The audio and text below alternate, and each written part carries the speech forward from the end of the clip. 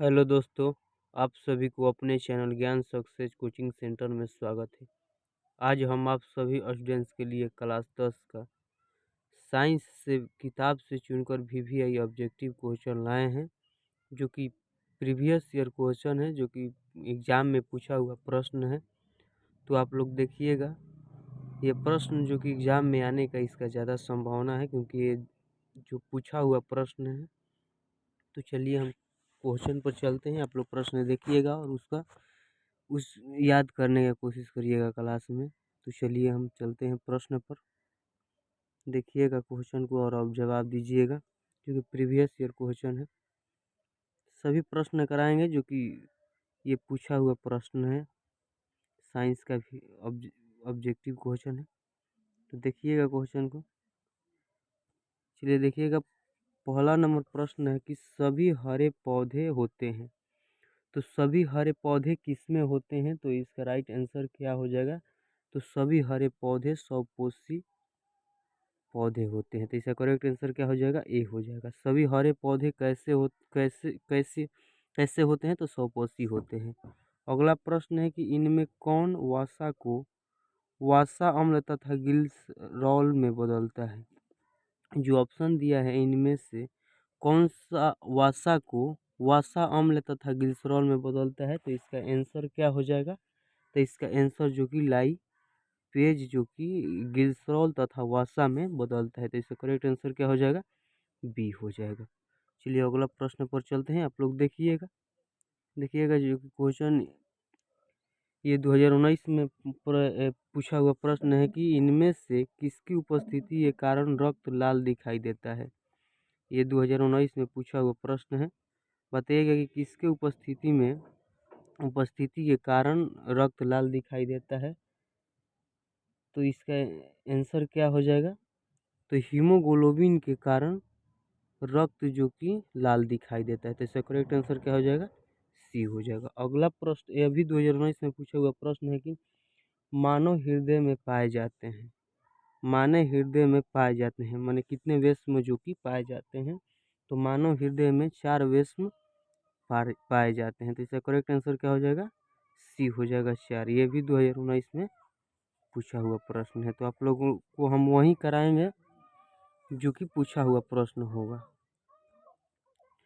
ये संभावना है ज़्यादा परीक्षा में आने का। तो आप लोग देखिएगा। अगला प्रश्न है कि निम्नलिखित में से कौन मलेरिया परजीवी है? तो बताइएगा कि मलेरिया परजीवी कौन है? तो मलेरिया परजीवी में जो कि मोडियम जो कि मलेरिया परजीवी में के अंतर्गत आता है। तो इसका करेक्ट आंसर क्या हो जाएगा? प्लाज्मोडिया। ये भी 2019 में पूछा हुआ प्रश्न है। सभी प्रश्न हम वही प्रश्न कराएंगे जो कि पूछा हुआ होगा। अगला प्रश्न है कि कवक में पोषण की कौन सी विधि पाई जाती है? तो कवक में पोषण की कौन सी विधि पाई जाती है? तो इसका आंसर क्या हो जाएगा?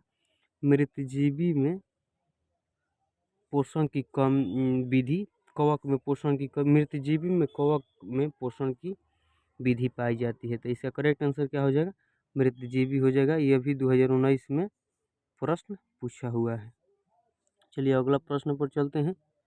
अगला प्रश्न है कि सामान्य सामान्य अनुशीतलन रक्तदाब होता है। जो सामान्य अनुशीतलन रक्तदाब कितने का होता है? तो इसका आंसर क्या हो जाएगा?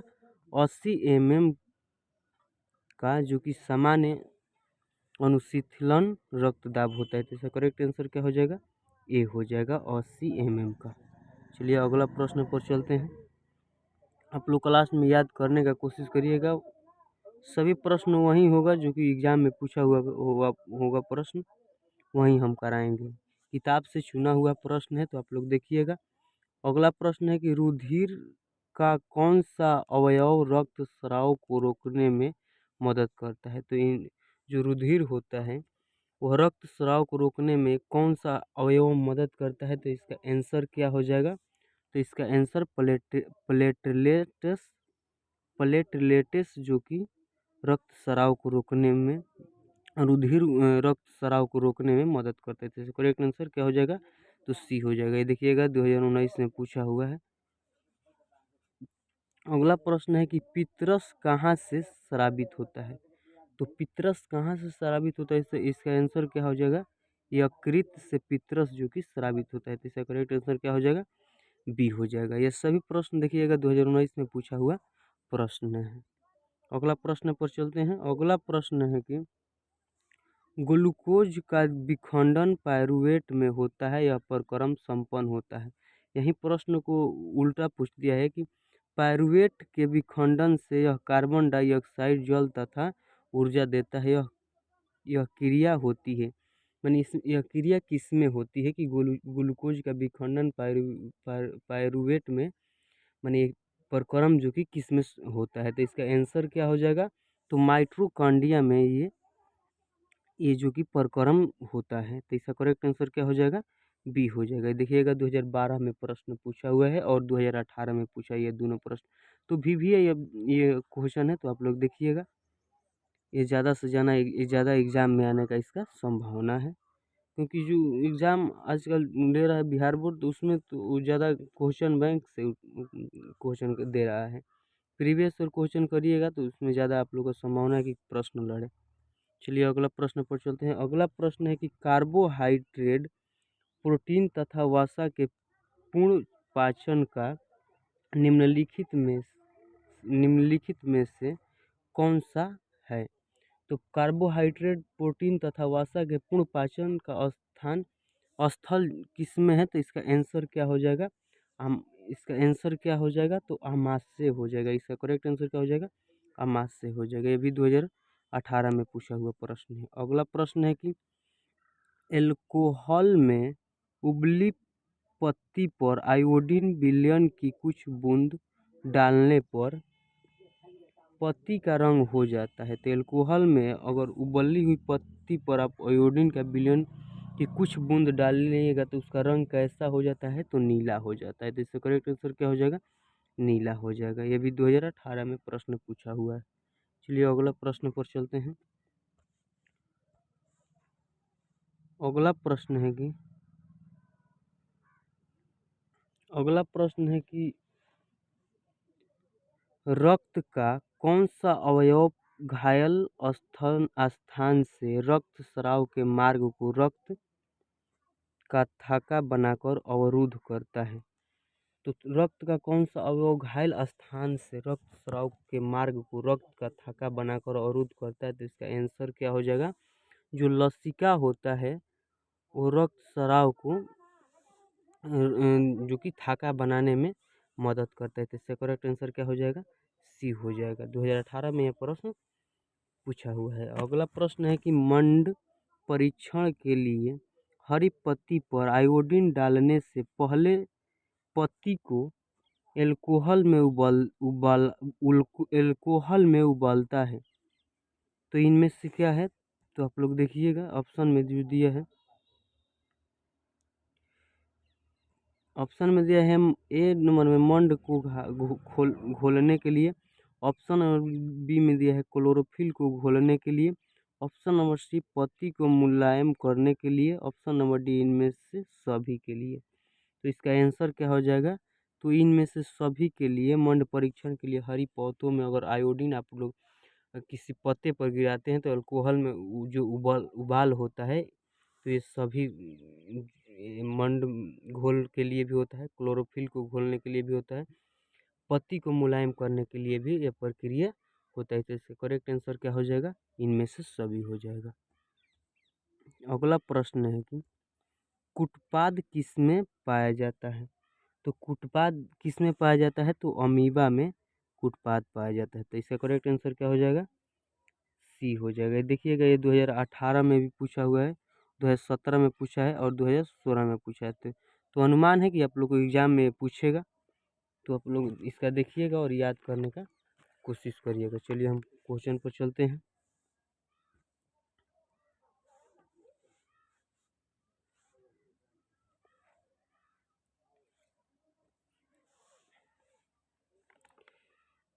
अगला प्रश्न है कि मनुष्य के शरीर की सबसे बड़ी ग्रंथि है? तो मनुष्य की शरीर की सबसे बड़ी ग्रंथि कौन सी है? तो लीवर है। मनुष्य की सबसे बड़ी ग्रंथि क्या है? तो लीवर। इसका करेक्ट आंसर ए हो जाएगा। ये 2018 में पूछा है और 2016 में पूछा है। 2 बार ये प्रश्न पूछा है। अगला प्रश्न है कि इनमें कौन प्रकाश संश्लेषी अंगक है? तो इनमें से जो कि प्रकाश संश्लेषी अंगक की कौन सा है? तो इसका आंसर क्या हो जाएगा? तो हरित लवक जो कि प्रकाश संश्लेषक अंगक है। तो इसका करेक्ट आंसर क्या हो जाएगा? डी हो जाएगा, जो कि 2018 में यह प्रश्न पूछा है। अगला प्रश्न कहता है, देखिएगा कि रक्त का थाका बनाने में सहायक होता है। तो रक्त का थाका बनाने में सहायक कौन होता है? तो रक्त बिंबाणु जो कि रक्त को थक्का बनाने में मदद करता है। तो इसका करेक्ट आंसर क्या हो जाएगा? रक्त बिंबाणु हो जाएगा, जो कि 2017 में यह प्रश्न पूछा है। तो इसका करेक्ट आंसर क्या हो जाएगा? सी हो जाएगा। अगला प्रश्न है कि शरीर में भोजन का पचना किस प्रकार की अभिक्रिया है? तो शरीर में भोजन का पचना किस प्रकार की अभिक्रिया है? तो अपचयन शरीर में भोजन का पचना अपचयन अभिक्रिया है। तो इसका करेक्ट आंसर क्या हो जाएगा? ए हो जाएगा। देखिएगा ये प्रश्न 2016 में पूछा है, 2014 में पूछा है और 2011 के एग्जाम में, ये 2011 के एग्जाम में भी पूछा है। चलिए अगला प्रश्न पर चलते हैं। अगला प्रश्न है कि इथाइल अल्कोहल किस प्रकार के श्वसन में बनता है? तो इथाइल अल्कोहल होता है, अल्कोहल किस प्रकार के श्वसन में बनता है? तो इसका करेक्ट आंसर क्या हो जाएगा? अवायवीय में इथाइल अल्कोहल अवायवीय श्वसन में बनता है। तो इसका करेक्ट आंसर क्या हो जाएगा? बी हो जाएगा, जो कि ये 2016 में पूछा है और 2015 में पूछा है और ये 2013 में, 3 साल ये प्रश्न पूछा है। तो आप लोग अनुमान लगा सकते हैं कि ये 2024 में पूछने का इसका ज़्यादा उम्मीद है। चलिए अगला प्रश्न पर चलते हैं। देखिएगा क्वेश्चन कहता है कि मानव में डायलिसिस थैली है। तो मानव में डायलिसिस थैली कौन है? तो इसका आंसर क्या हो जाएगा? नेफ्रॉन, जो कि मानव में डायलिसिस थैली है। तो इसका करेक्ट आंसर क्या हो जाएगा? ए हो जाएगा। ये प्रश्न जो कि 2000 जो मानव बोला कि मानव में डायलिसिस थैली है, ये प्रश्न 2016 के एग्जाम में पूछा है और 2014 के एग्जाम में पूछा है। तो आप लोग अनुमान लगाइएगा कि ये प्रश्न इसका ज़्यादा आने का संभावना है। अगला प्रश्न है कि मानव हृदय का औसत प्रकुंचन दाब लगभग मतलब कि कितना होता है? तो मानव हृदय का औसत प्रकुंचन दाब लगभग कितना होता है? तो इसका आंसर क्या हो जाएगा? तो इसका आंसर जो कि 120 mmHg मानव हृदय का औसत प्रकुंचन दाब होता है, 120 mmHg होता है।